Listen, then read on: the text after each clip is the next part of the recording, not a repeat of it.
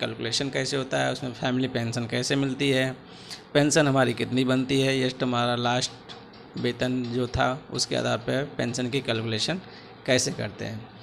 उसी का एक पार्ट है कि जो है हमारी ग्रेच्युटी हमको कितना मिलता है। तो सबसे पहले ये जानना ज़रूरी है ग्रेच्युटी क्या होती है और ग्रेच्युटी कितना होती है और ग्रेच्युटी के प्रकार क्या है। तो सबसे पहले ये है ग्रेच्युटी वो राशि है जो एक मुश्त राशि हमको मिलती है रेल सेवा देने के बाद। जब हम सर्विस से रिटायर होते हैं तो उस समय हमें जो ग्रेच्युटी मिलती है, जो एक मुश्त राशि मिलती है, वही हमारा ग्रेच्युटी होता है। और यदि किसी की डेथ हो जाती है तो उसको DCRG यानी डेथ कम रिटायर्ड ग्रेच्युटी मिलती है। तो सबसे पहले हम जानते हैं ग्रेच्युटी के प्रकार। ग्रेच्युटी 3 प्रकार की होती है, एक सर्विस ग्रेच्युटी और एक रिटायरमेंट ग्रेच्युटी, एक डेथ कम रिटायरमेंट ग्रेच्युटी, इसी को डेथ ग्रेच्युटी भी बोलते हैं।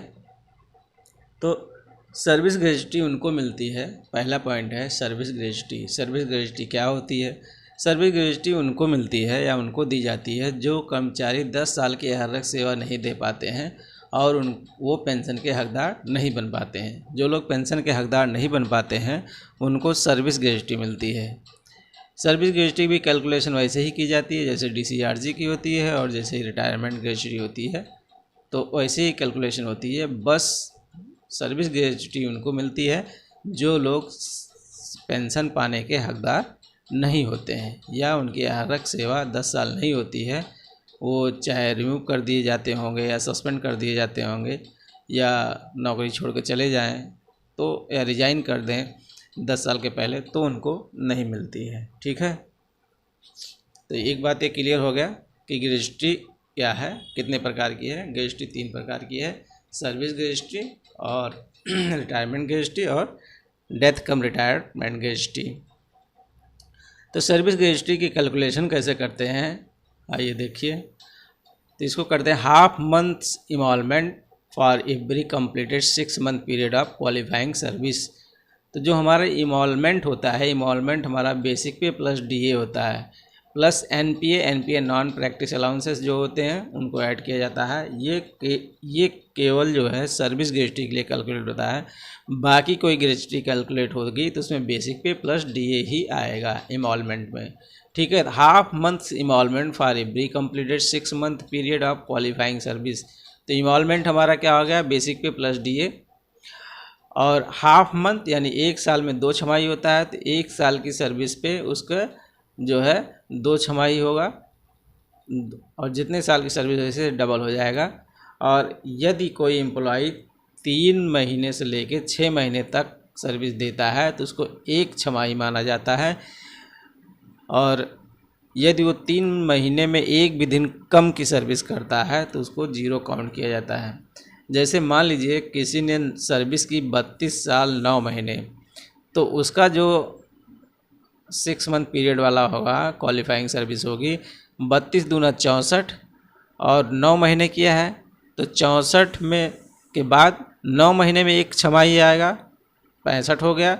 अब वो 3 महीने और बच रहा है तो 3 महीने भी 1 छमाही के बराबर होगा, तो वो हो जाएगा 64 2 66। इस तरह से इसकी कैलकुलेशन की जाती है क्वालिफाइंग सर्विस।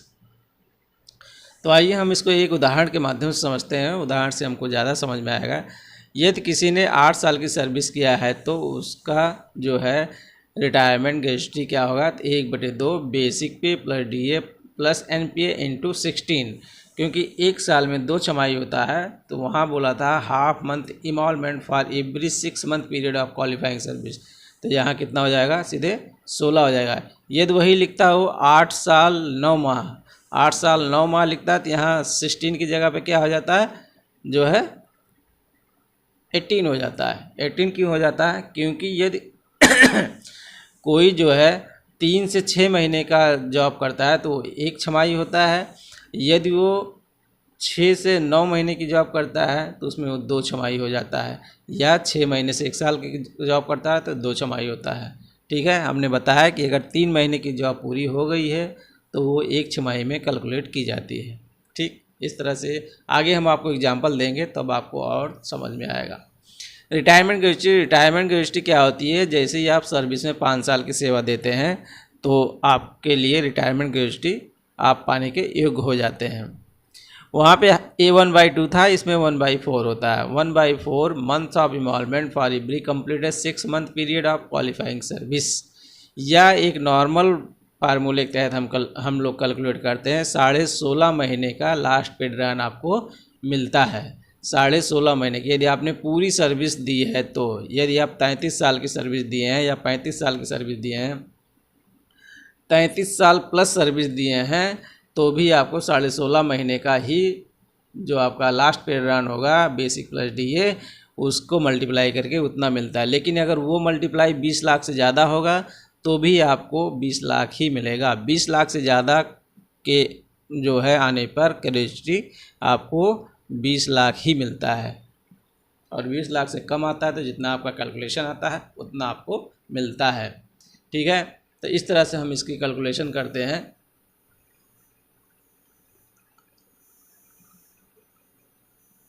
अब आता है इमॉल्वमेंट हमने पहले ही बताया, बेसिक पे प्लस DA साधारणतया यही होता है। साधारणतया अगर ग्रेच्युटी का फार्मूला निकाला जाए, basic pay plus DA into qualifying service by 2। Qualifying service हमारा मैक्सिमम 33 साल होता है, उससे ज़्यादा नहीं होता है, इसलिए जो है हम 16.5 महीने का ही हमको मिलता है बेसिक पे प्लस DA, उसको मल्टीप्लाई कर देते हैं। यदि वो 20 लाख से ज़्यादा आता है, तो आपको कम ही अमाउंट मिलता है, यानी 20 लाख ही मिलता है। जितना भी ज़्यादा अमाउंट आएगा वो नहीं आपको मिलता है। Death gratuity admission in the case of death in service. तो DCRG क्या होता है? जब कोई सर्विस में रहते हुए उसकी डेथ हो जाती है तो उसके परिवार को डेथ ग्रेच्युटी मिलता है। तो डेथ ग्रेच्युटी का कैलकुलेशन कैसे होता है? लेस देन 1 ईयर, अगर 1 साल से कम की जॉब है तो आपका दुगना मंथली इन्वॉल्वमेंट मिलेगा, यानी जो आपकी पेमेंट थी, लास्ट पे रन था, बेसिक प्लस DA आपका जो था उसका डबल रेट से आपको मिलेगा। मान लीजिए आपका लास्ट पे रन जो है 80,000 रुपये था, बेसिक प्लस DA मिला के 80,000 रुपये था, तो आपको 1,60,000 रुपये मिलेगा यदि आपने 1 साल से कम की सर्विस की है। तो यदि आप 1 साल से ज़्यादा लेकिन 5 साल से कम की सर्विस की है तो आपको वो 6 गुना मिलेगा। यदि आपने 5 साल से ज़्यादा और 11 साल से कम नौकरी की है तो आपको वो 12 गुना मिलेगा आपके मंथली इन्वॉल्वमेंट का। यदि आपने 11 साल से ज़्यादा परंतु 20 साल से कम की सर्विस की है तो जो है आपको 20 गुना मिलेगा, और अगर आपने 20 साल से ज़्यादा की सेवा की है तो आपको फार्मूले के तहत कैलकुलेट किया जाएगा, वही मैक्सिमम 16.5 महीने का आपको मिलेगा। 1/2 months of involvement for every completed 6 month period of qualifying service. जो आपकी क्वालिफाइंग सर्विस है उसको जो है छमाही में कन्वर्ट करते हुए बेसिक प्लस DA से मल्टीप्लाई करके जो अमाउंट आएगा वो आपको मिलेगा। लेकिन इसमें भी वही केस है कि आपको मैक्सिमम 20 लाख रुपए ही मिलेगा। यदि 20 लाख से ज़्यादा आपका कैलकुलेशन आता है तो भी आपको 20 लाख रुपए ही मिलेगा। तो कई बार क्वेश्चन आता है जो DCRG है, यानी डेथ ग्रेच्युटी है, वो रिटायरमेंट ग्रेच्युटी का कितने गुना होता है? तो जो DCRG है, डेथ ग्रेच्युटी है, वो रिटायरमेंट ग्रेच्युटी का डबल होता है। ये क्वेश्चन होता है तो आपको याद कर लेना है, death gratuity double in comparison to retirement gratuity. ठीक है, आइए हम कुछ ऐसे इसको जो है उदाहरण से समझते हैं। उदाहरण हमारा क्या है? यदि कोई व्यक्ति है जो रिटायर होता है, कर्मचारी रिटायर होता है, उसका लास्ट बेसिक प्लस DA जो है 1 लाख रुपए प्रतिमाह है, और उसने 31 साल 9 महीने की सेवा दी है, तो उसका जो है ग्रेच्युटी कितना होगा?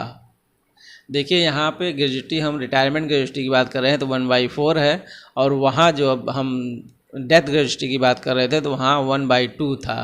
ठीक है, इससे ये पता चल रहा है कि जो रिटायरमेंट ग्रेच्युटी है वो डेथ ग्रेच्युटी का आधा होता है। ठीक है, तो मान लीजिए उसका बेसिक प्लस DA जो है उसका बेसिक 1 लाख रुपए था और DA 34% चल रहा है, तो 34% के हिसाब से 34,000 हो गया। तो उसका involvement basic pay plus DA कितना होगा? 1,34,000 रुपये पर मंथ हो गया। ठीक है, तो 1/4 × 1,34,000 उसने कितने दिन की सर्विस दी है? 31 साल 9 महीना। 31 साल 9 महीना। यहाँ ध्यान देने वाली बात यह है कि 31 का डबल करेंगे 62 हो जाएगा, और 9 महीने में एक छमाही आता है तो 63 हो जाएगा, और फिर 3 महीने बचता है, उसने 3 महीने की सर्विस तो पूरी की है तो वो भी एक छमाही होगा, यानी टोटल छमाही हो जाएगा 64। तो हम क्या करेंगे? 1/4 इंटू 1,34,000 इंटू 64, इससे मल्टीप्लाई करेंगे तो ये लगभग 42,88,000 आएगा, लेकिन ये आपको 20 लाख से ज़्यादा नहीं मिलेगा। इस तरह से क्वालिफाइंग सर्विस को निकालते हैं और इस तरह से मल्टीप्लाई करते हैं। यही अगर DCRG का केस होगा तो DCRG केस में 1/2 की जगह पे 1/4 आ जाएगा। ठीक है, रिटायरमेंट में 1/4 और DCRG में 1/2। इस तरह से हम कैलकुलेशन करते हैं। DCRG केस में क्या हुआ? 1/2 basic pay plus DA into qualifying service, जबकि रिटायरमेंट केस में क्या था? 1/4 into basic pay plus DA into qualifying service. इसी तरीके से हम इसको कैलकुलेट करते हैं। अगर वो भी अमाउंट हमारा ज़्यादा आता है तो हमको केवल 20 लाख रुपए ही मिलता है। अब नेक्स्ट आता है आपका commutation of pension. Commutation of pension का मतलब क्या होता है ये जानिए। कम्यूटेशन ऑफ पेंशन में जो लोग जो अपनी पेंशन को बेचते हैं वो होता है, तो कम्यूटेशन मैक्सिमम आप 40% आप अपनी पेंशन को बेच सकते हैं, इसको हिंदी में सारांशीकरण बोलते हैं, और मिनिमम आप कितना भी कर सकते हैं 10%, 20%, 30%, लेकिन मैक्सिमम आपको 40% ही कम्यूट कर सकते हैं। कम्यूटेशन का फैमिली पेंशन पे कोई असर नहीं पड़ता है, फैमिली पेंशन जितना है उतना ही मिलता है। कम्यूटेशन केवल 15 साल के लिए होता है, 15 साल बाद से आपको जो है पूरी पेंशन मिलने लगती है, ये चीज़ आप याद कर लीजिए। और कम्यूटेशन टेबल होती है एक, जो कि 2006 में आई थी, आप गूगल पे कहीं भी सर्च कर लेंगे कम्यूटेशन टेबल तो वहाँ से आपको मिल जाएगा। वहाँ पे कम्यूटेशन टेबल में एक फैक्टर होता है जिससे मल्टीप्लाई करके आपकी अमाउंट को निकाला जाता है। तो कम्यूटेशन में फ़ायदा ये है कि आपको एक मुश्त रकम मिल जाती है और उसके बाद जो है आपका काम चलता रहता है। जैसे आपको ज़रूरत है रिटायरमेंट के बाद बल्क अमाउंट की, तो वहाँ से कम्यूट कराने से आपको एक मुश्त राशि मिलती है। ठीक है, तो आइए हम बात करते हैं कम्यूटेशन में क्या होता है। उदाहरण लेते हैं, an official retires with A pension of Rs 45,000, the maximum amount that he can commute is 40% of his pension, that is 18,000. The commutation amount will be as follow according to his next birthday. तो मान लीजिए इसमें ये बताया गया है उदाहरण में कि कोई व्यक्ति है जो रिटायर हो रहा है और उसकी पेंशन जो है 45,000 थी, उसने 40% अपनी पेंशन को बेच दिया, यानी 18,000 रुपये को उसने बेच दिया, कम्यूट करा लिया, तब उसको पेंशन कितना मिलेगा नेक्स्ट बर्थडे पर। तो एक कम्यूटेशन टेबल होती है, उसमें आप देखिएगा तो अगर ये 61 होगी, जितना कम एज होगी उतना ज़्यादा कम्यूटेशन फैक्टर ज़्यादा होता है। हमने यहाँ 61 के रूप में एक एग्जांपल लिया है, 8.194 है, 62 होगा तो 8.09 होगा। इस तरह से ये डिक्रीज करते जाता है, घटते जाता है। तो यदि वो बंदा 60 साल में रिटायर होता है और 18,000 रुपये अपनी पेंशन को बेच देता है, तो जो 61 बर्थडे होगा नेक्स्ट एज में, उसका जो कैलकुलेशन होगा वो होगा 18,000 गुणे 8.194, ये एक महीने का आ गया, इंटू 12। तो इस तरह से उसको 17,69,904 रुपये उसको मिलते हैं, एक मुश्त राशि उसको मिल जाएगी। और ये कम्यूटेशन 15 साल तक लागू रहेगा, 15 साल बाद से उसको पूरी पेंशन मिलने लगेगी। ठीक है, तो आइए अब कम्यूटेशन से क्या फ़र्क पड़ता है वो हम देखते हैं।